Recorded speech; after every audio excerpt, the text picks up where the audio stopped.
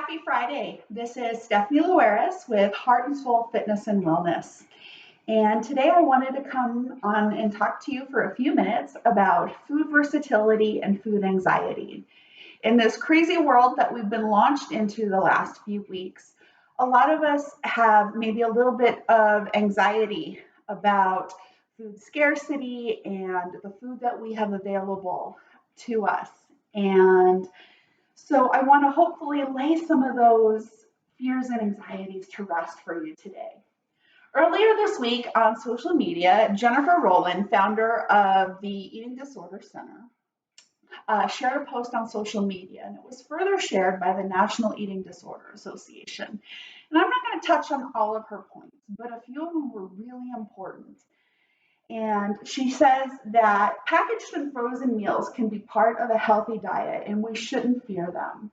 So often we get into the mindset that only fresh produce and fresh foods can be part of a balanced diet. And that's not the case. Packaged and processed foods can absolutely be part of our everyday diet and part of the goals that we have in our everyday life. And especially part of our lifestyle if we don't have access to a stove, to a microwave, and to those everyday convenience items that so often we take for granted.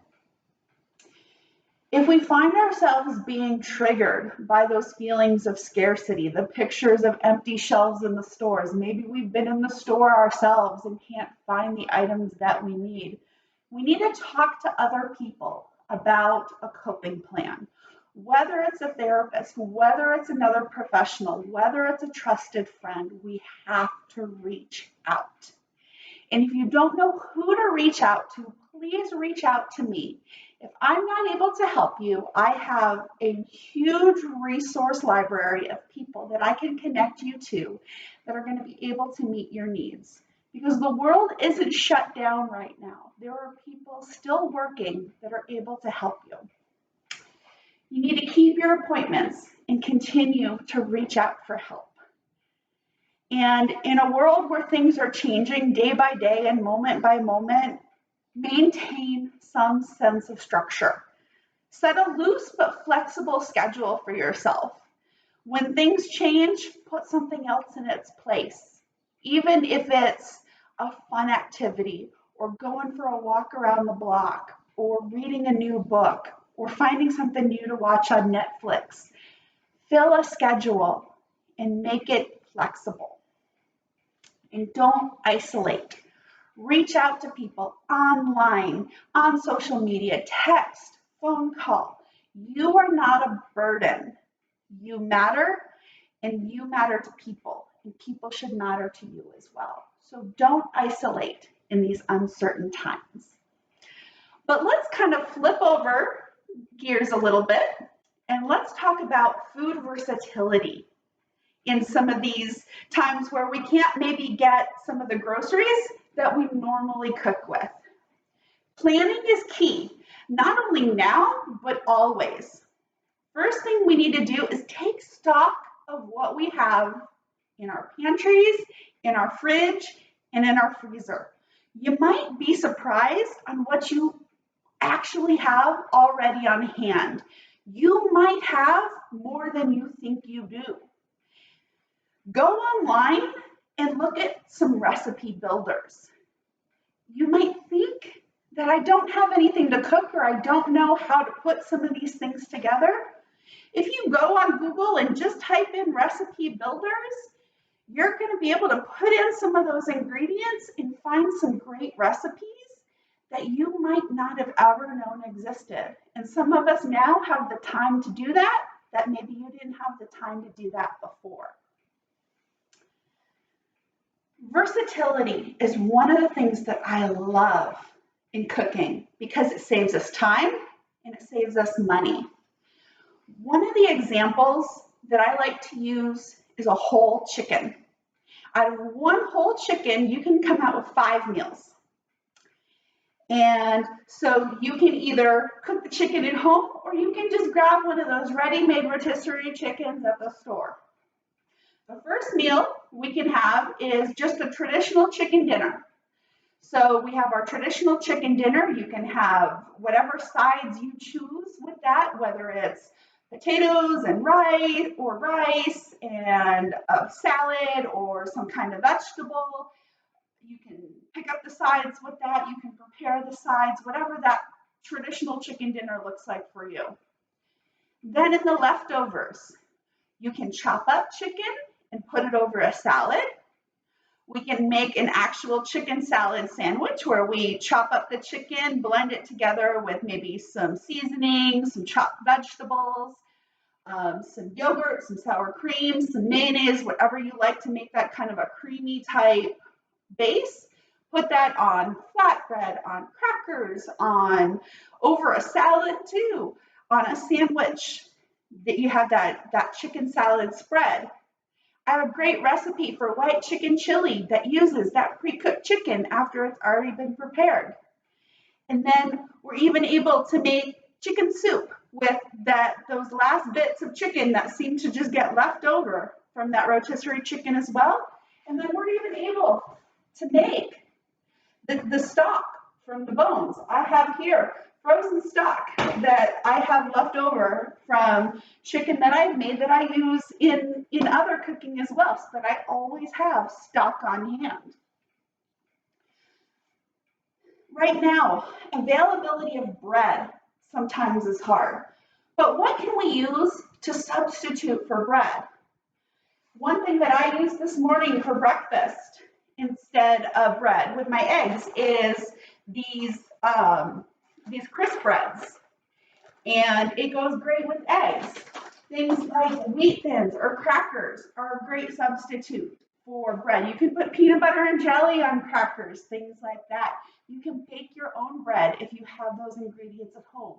There's a lot of quick breads that you can make without yeast and gluten and things like that. Or if you're really into baking, you can go all out and make some pretty amazing breads. All of these recipes are available free online. Another thing that we need to remember is frozen, canned, and freeze-dried fruits and vegetables are always an option. And they are completely healthy and viable options in a balanced diet. You see right up here, I have a pretty big collection of freeze-dried fruits and vegetables and even a couple meats.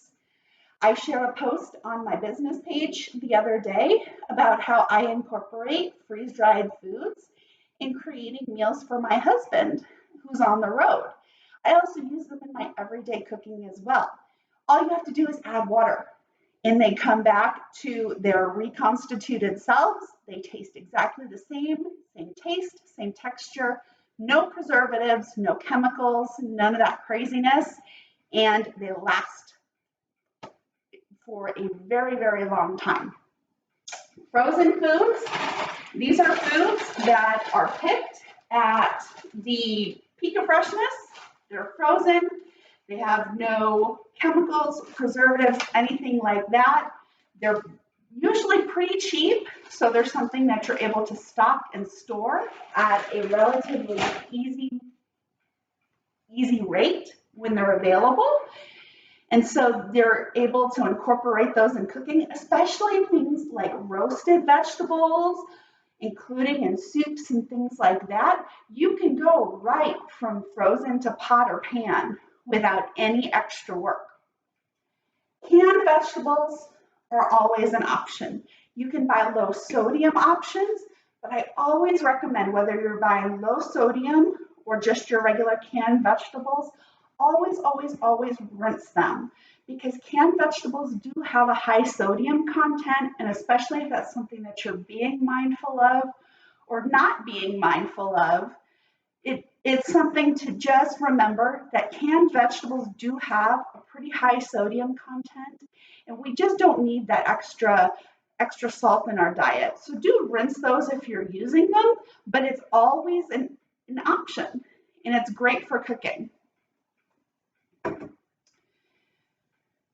Something to look at that is available right now, and always nice to have in the freezer for a quick meal, is frozen meals and different frozen novelties. I have here a plant-based chicken pot pie. Now, this alone makes for a really boring meal. But if you split this with somebody or split it in half and serve it with a salad or another side dish, it makes for a pretty interesting meal and a pretty satisfying and filling meal. So this is something that's always an option.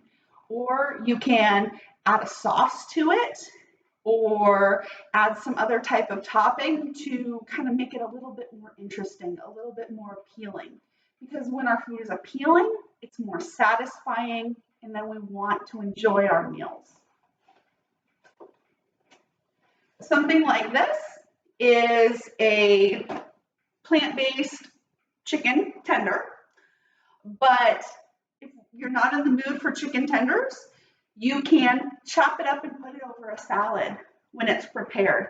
Same idea for things like fish sticks or chicken nuggets or things like that. Repurpose them in some way. Put them over a salad.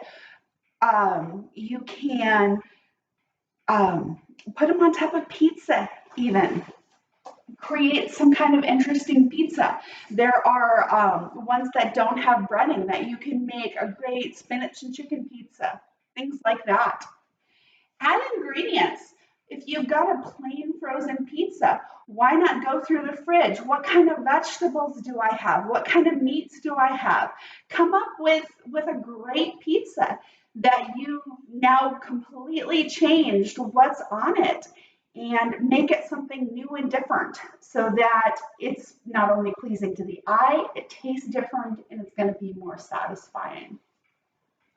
Another thing that we can do with those frozen meals, with those prepared meals that we have, is to change the seasonings. A lot of times in the grocery store, we get caught up with the vast number of seasonings available. The best thing to do is choose some of your favorite seasoning options and stick with those. For me, my favorite seasonings are garlic, onion, Old Bay, and mustard. And when I stick with those, I usually can't go wrong. Not all at once, but just choose a flavor profile that you really enjoy and go with that. Spices and seasonings can get expensive. One option is to go to your dollar stores, your 99-cent stores, and things like that. They do sell those spices and seasonings, and that's a great place to start to experiment with your spices and seasonings to find what you like. Another thing to remember is things like your onion and your garlic powder are pretty innocuous. You have no problem using those in any recipe to alter the flavor and the tone of a dish. But when we start to use seasonings like our Old Bay or our taco seasoning mix or any type of garlic salt or things like that, we need to start looking at the ingredients on those labels because they do contain salt and other ingredients that perhaps we need to be watching in our diets due to different health conditions and things like that. So they do contain salt, they do contain other chemicals that may irritate other conditions. For me, I watch particular labels on those seasoning mixes for MSG because it triggers migraines for me. So we just need to watch our labels and know how different things react in our own bodies. But the most important thing right now is to know that while many people might be reacting in panic, supply chains are still flowing. Shelves are being stocked. Grocery stores are still open. Grocery stores will not be closing, and food will become available.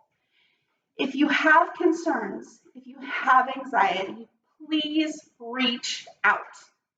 You can drop a question or comment in the box below, send a message to this page, Email, call, or text me.